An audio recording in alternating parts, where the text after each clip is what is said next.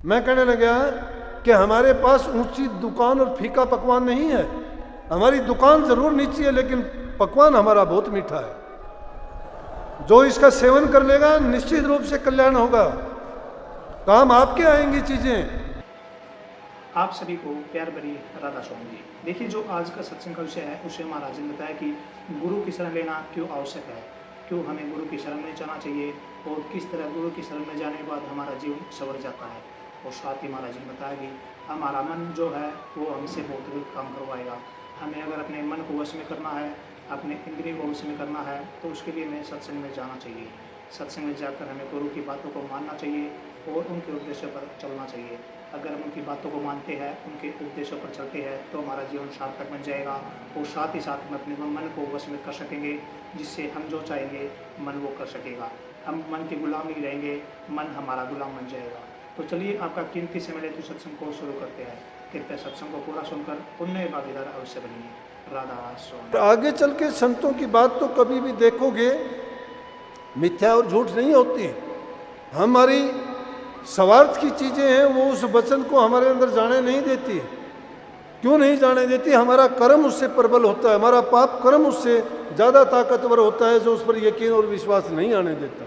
हर काल में ऐसी हुई है। नहीं, संतों का वचन तो हर काल, हर प्रदेश और हर हाल में सत्य साबित होते हैं। कभी वो मिथ्या कहते ही नहीं।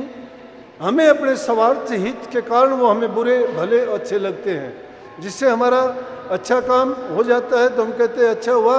लेकिन अगर गुरु किसी भी रूप में कोई काम करता है, वो शिष्य के लिए हमेशा हितकर ही होता है। और कुछ दिन के बाद में जब रजब जी अकेले एक दिन जा रहे थे तो देखा आगे आगे एक भांड जा रहा था। भांड के पीछे उसकी घरवाली थी। भांड के 2-3 बच्चे थे। एक बच्चा तो टोकरी में लिटा रखा, सिर के ऊपर भांड ने वो उठा रखा, और एक ने उंगली पकड़ रखी, और एक दो उसकी पत्नी ने बच्चा ले रखा। गर्मी का टाइम, पसीना बह रहा है और बच्चा ऊपर से पेशाब करता है, वो उस भांड के ऊपर से शरीर पर से टपक रहा नीचे। रजब ने जब उसकी तरफ जब देखा, और रजब जी कहने लगे कि भला होया सतगुरु मिला, ना तो होते भांड।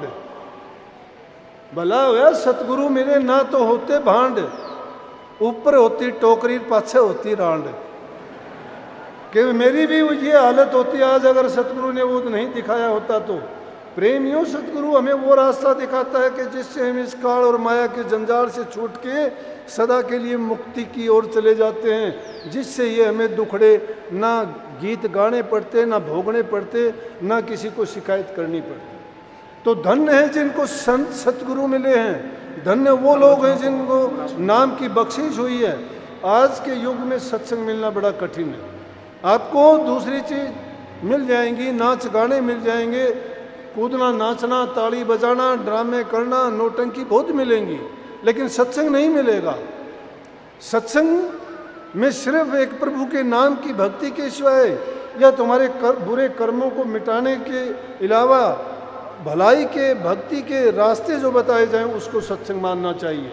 सत्संग तो जिसमें नाम के सिवाय, परमात्मा के गुणों के सिवाय या गुरु भक्ति के सिवाय दूसरी चीज का जहाँ कोई नाम नहीं हो, वो है। तो इसलिए मैंने कहा था कि इन दूसरी चीज़ों को मैं इतना पसंद नहीं करता। करने को सब कुछ कर सकते हैं। थोड़ा बहुत इन्होंने पहले किया था, लेकिन धीरे धीरे इनकी समझ में आ गया कि मेरी रजा उन चीज़ों में नहीं है, छोड़ते चले गए। इन्होंने छोड़ दिया। जैसे मैंने कहा, शुरू में होता है, दूसरों को देख के आदमी नकल करता है कि हम भी ऐसे कर लें तो ये होगा।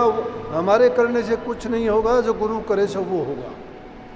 गुरु की रहनुमाई में अपना आपा गुरु को सौंप के देखो, फिर देखो तुम्हें वो तकलीफ होने देते हैं यार। लेकिन वो सिद्धांतिक रूप से करो, बनावटी चीज़ों से नहीं। जबान से तो कुछ कहते रहोगे, वैसे गुरु को नहीं मानोगे। गुरु को जब नहीं मानते हो तो आप काणी कोडी के भी नहीं हो। अपने आप में फैसला कर लिया करो, क्या मैं गुरु के बताए रास्ते पर चलता हूँ?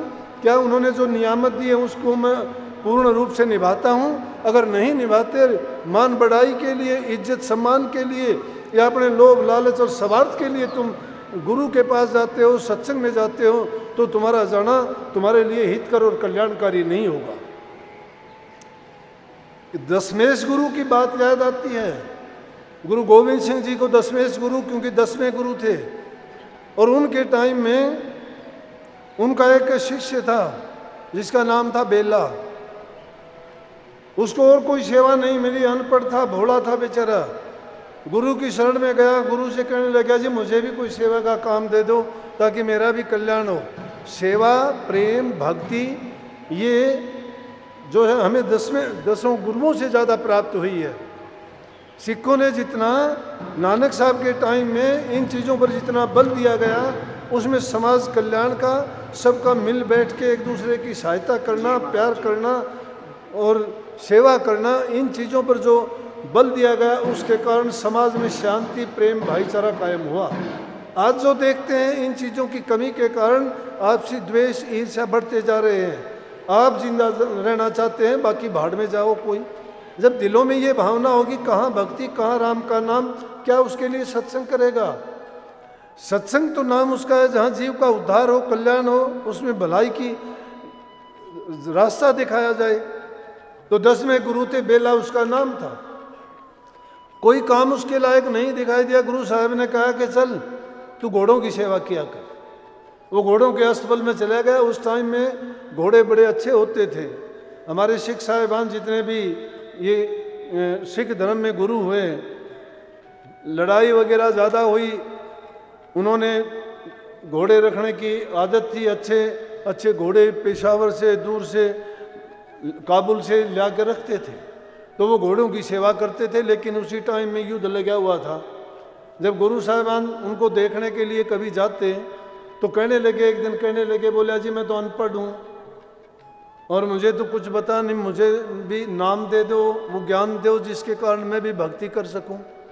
अब गुरु जी नाम है क्या? गुरु की रजा, वो किसी भी रूप में जीव के कल्याण एक दृष्टि से कर देंगे। जो काम बता दिया उसी में उसका कल्याण है।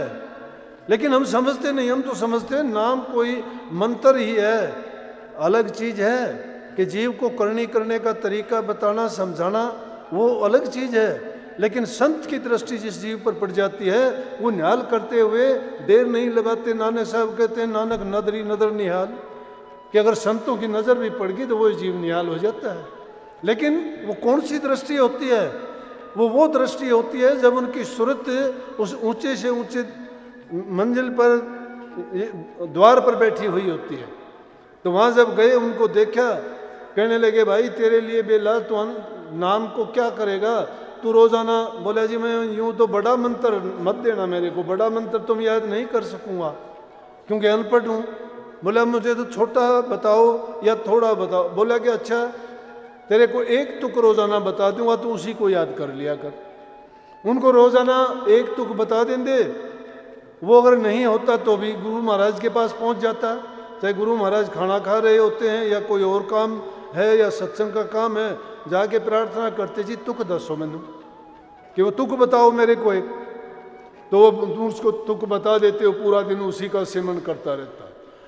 हम नाम लेके कभी नाम को भूलने से भी याद नहीं करते, भूलने से भी नाम याद नहीं करते हैं।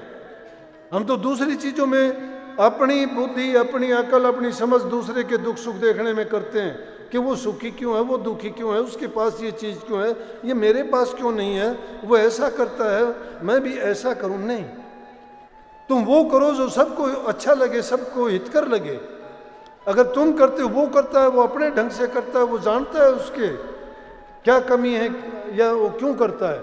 लेकिन अगर हम किसी की नकल करते हैं, नकल में अकल समझ होनी चाहिए। सत्संगी आए हुए थे, बाहर से थे, महाराष्ट्र से थे, कहाँ से थे। जब थोड़ा सत्संग चला तो मैंने उनको एक बात कही, और आप भी गौर से सुन लो, मेरे पास लिपा पोती की बात नहीं है। मैं कहने लगा कि हमारे पास ऊंची दुकान और फीका पकवान नहीं है। हमारी दुकान जरूर नीची है लेकिन पकवान हमारा बहुत मीठा है। जो इसका सेवन कर लेगा निश्चित रूप से कल्याण होगा, काम आपके आएंगी चीजें। ऊंची दुकान नहीं है हमारी, भोले जीव जरूर हो। आपके पास सबसे ज्यादा ताकत है, क्योंकि नाम मिला है। कहीं नाम नहीं मिलता है, कहीं लोगों को बहकाया जाता है। खुद जो जिन्होंने कभी नाम सुना नहीं, गुरु की रहनुमाई में रहे नहीं, गुरु की मौज कभी जानी नहीं, गुरु का संग कभी किया नहीं, गुरु की सेवा जिसने की नहीं, वो क्या नाम जानेगा, क्या सत्संग करेगा, क्या जीवों का कल्याण करेगा। जीवों की डोर वही गुरुमुख खींच सकता है जिसने गुरु की सेवा की हो। उसी के अंदर गुरु अपना जान नशीन कायम कर देता है, अपनी ताकत को सौंप के जाते हैं और वो उसी रूप में काम करती रहती है। तो इसलिए वो जो दशमेश गुरु थे उनको रोज बताते। एक दिन जाके कहने लगे कि भाई तू क्या करता है? बोला जी कितनी इनको दाना डालता है घोड़ों को? बोला जी मुझे तो पता नहीं, मैं तो ऐसे ही कोई बर्तन में लेके डाल देता हूँ क्योंकि अनपढ़ हूँ मैं। बोला अरे। तो एक दिन जब उसको टाइम मिला जाके कहने लगा जी आज की तुक नहीं बताई। और उस टाइम में गुरु गोविंद सिंह जी युद्ध के लिए ये तैयारी कर रहे थे। जब युद्ध के लिए जा रहे हैं वो घोड़े पे सवार हैं, जाके कहता है बोले रुको जी रुको। बोले हाँ। बोला मैंने तुक दस के जाओ। बोले रे बेला तू राह गिने ने गेला कि बेला तुम बहुत ना समझ है, तू सोचता नहीं है मैं कितने जरूरी काम के लिए जा रहा हूँ, तेरी तुक कोई मायने नहीं रखती है। उसने सोचा गुरु ने तुक बता दी। गुरु साहब युद्ध में चले गए। बेला याद करता है कि बेला राह गिने ने गेला, बेला राह गिने ने गेला, और इसी का सुमन करता रहा पूरा करते करते, और उसकी रूह रूहानी मंडलों में विचरण करने लगी। ऊपर की बाणी बोलनी शुरू कर दी। उसके साथ वाले बड़े जो अपने आप को अच्छे गुरु भगत मानते थे, गुरु के करीबी थे, गुरु के आसपास मंडराते रहते थे, वो कहने लगे कि गुरु के घर में भी न्याय नहीं है। कहने लगे को हमें इतने दिन हो गए गुरु के पास रहते हैं, ये करते हैं वो करते हैं, गुरु ने हमें अपनी वो मौज नहीं बख्शी और इस बेवकूफ़ को वो मौज बख्श दी। देखो ये रूहानी बातें करता है, ऊंचे मंडलों की बातें करता है, शब्द और प्रकाश की बात करता है, धुन की बात करता है। हमें तो कभी इनका दीदार नहीं हुआ और इनको 1 मिनट में करवा दिया गुरु ने अपनी मौज बख्श के। जब गुरु साहब आए तो उनका जब ये हालत देख के गुरु साहब कहने लगे अच्छा भाई एक काम करो। बोले हुक्म करो जी। बोले कि भांग लेके आओ। भांग मंगवाई गई। भांग को मंगवा के कहने लगे इसको घोटना शुरू करो। उसको घोट दिया गया। घोटने के बाद में कहने लगे इसको पानी में मिलाओ। बड़े बड़े बर्तन उसके भांग के भर लिए गए और भरने के बाद में कहने लगे अब इसको लो और कुरड़ा करो और फेंक दो। उन्होंने सब ने उसको कुरड़ा किया और नीचे फेंकते रहे। थोड़ी देर के बाद में कहने लगे अरे ये क्या? बोले क्या जी? बोले आपको किसी को नशा नहीं हुआ भांग का? बोले जी नशा कैसे होता, आपने तो कह दिया था कि कुरड़ा करके फेंक दो, हमने फेंक दी। बोला कुरड़ा करके फेंकने से नशा नहीं होता क्या? बोला नहीं। तो मेरा उपदेश सुन के भी तुम ऐसे ही फेंक देते हो। बेला ने तो उस बात को भी बेला कह के कि बेला राह गिने न गेला उसको भी मंत्र मान लिया। गुरु का वचन मंत्र कर मनवान। गुरु के वचन को जो मंत्र करके मान लेता है, उसको निश्चय करके अपने हृदय में धर लेता है, अपनी मन की वृत्तियों को एकाग्र जिसमें कर देता है, वो गुरु का मंत्र है। हम तो गुरु की बात में ही तर्क निकालते हैं कि गुरु ने ये क्या किया, मजाक बनाते हैं, हंसते हैं। गुरु कहता है वो करता है, वो करने की कोशिश करते हैं। तुम गुरु नहीं हो, गुरु की तरह करते हो। गुरु करता है वो गुरु जानता है, तुम नहीं जानते हो। गुरु की नकल करके गुरु बन जाओगे, मुश्किल हो जाएगी। अपने आप को बचाया करो ऐसी चीजों से। अगर करना चाहते हो गुरु कहता है वो करो। महाराज जी ने कितनी बार ये सत्संगों में फरमाया कि गुरु कहता है वो करो, गुरु करता है वो ना करो। गुरु जानता है उसके गुण दोषों को क्यों करता है, कैसे करता है और इसका क्या लाभ है। प्रेमियों, सबसे बड़ी बात है कि ये मन आदमी को भटकाता है, विषयों की ओर लेके जाता है। मन पर जब तक लगाम नहीं डाली जाती, काबू नहीं करते, आप भक्ति के रास्ते की ओर नहीं चल सकते। सदियों से भटका हुआ मन है, आज का नहीं है ये। हम कितने जन्म बीते हैं इस मन की गुलामी करते करते। जिस योनि में जिस जन्म में गए मन के कहे तो हमने काम किए हैं। ये मन बड़ा शक्तिशाली हो गया है। इसका मन का सब चीज़ों पर काबू है, हमारी इंद्रियों पर, कर्मेंद्री ज्ञानेंद्री सब इसके अधीन है।